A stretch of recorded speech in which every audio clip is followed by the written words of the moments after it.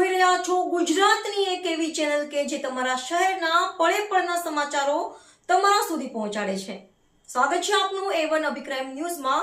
હું છું એન્કર અર્પિતા પટેલ। કચ્છના અંજાર શાળા નંબર 8ની કથળેલી હાલત સામે આપની ઉગ્ર રજૂઆત। અંજાર શહેર પ્રમુખ ગજરાજસિંહ રાણા તથા મહામંત્રી લાભુ મહારાજે શાળા નંબર 8ની મુલાકાત લઈ શાળાની સ્થિતિનું નિરીક્ષણ કર્યું હતું। શાળામાં સફાઈનો અભાવ, બંધ શૌચાલય, વિદ્યાર્થીઓની નહિવત સંખ્યા અને ધોરણ 1 થી 5 માટે માત્ર 2 કાયમી શિક્ષકો હોવાની બાબત સામે આવી છે। ઉપરાંત મધ્યાહન ભોજન પણ વર્ગખંડમાં ચલાવવામાં આવતું હોવાનો આક્ષેપ કરવામાં આવ્યો છે। વિદ્યાર્થીઓને સ્વચ્છ વાતાવરણ અને ગુણવત્તાયુક્ત શિક્ષણ મળે તે માટે ધારાસભ્યશ્રી તથા શિક્ષણ મંત્રીશ્રી તાત્કાલિક કાર્યવાહી કરે તેવી આપ અંજાર શહેર દ્વારા માંગ કરવામાં આવી છે। રિપોર્ટર ભરત ઠાકોર, કચ્છ। નમસ્કાર મિત્રો, હું ગજરાજસિંહ ઝાલા, પ્રમુખ અંજાર શહેર આમ આદમી પાર્ટી। આજરોજ અમે આવ્યા છીએ શાળા નંબર 8ની મુલાકાતે। જોઈ શકો છો આપ, પ્રાથમિક શાળા નંબર 8। આવો,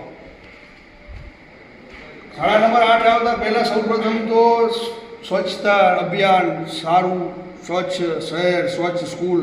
આ જુઓ તમે સ્વચ્છતા કેવી રીતે બતાવો। આ બાવા કેટલા મહિનાથી સાફ નથી હોય ને, અને કેમ વેકેશન પછી સ્કૂલ ખુલી હોય ને સફાઈ બાકી રહી ગઈ હોય। આ રનિંગ સ્કૂલમાં ઘડિયાળ બંધ, આ રનિંગ ચાલુ સ્કૂલ છે। 1 થી 5 ધોરણ અહીંયા ચાલે છે। 2 શિક્ષક છે, 2 જ શિક્ષક છે શાળા નંબર 8માં।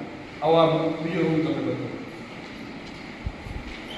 આ મધ્યમ ભોજન માટેનું છે। આ લોકો અહીંયા કંઈ રસોડાની વ્યવસ્થા નથી, માટે વિદ્યાર્થી ભણતા હોય ને ત્યાં ગેસના ચૂલા, ત્યાં રાશન થાળી ને વિદ્યાર્થી ખંડમાં સાહેબ આ ગેસનો ચૂલો અને સિલિન્ડર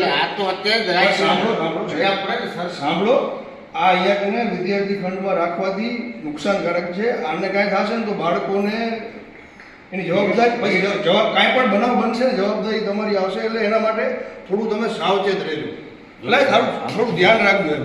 પછી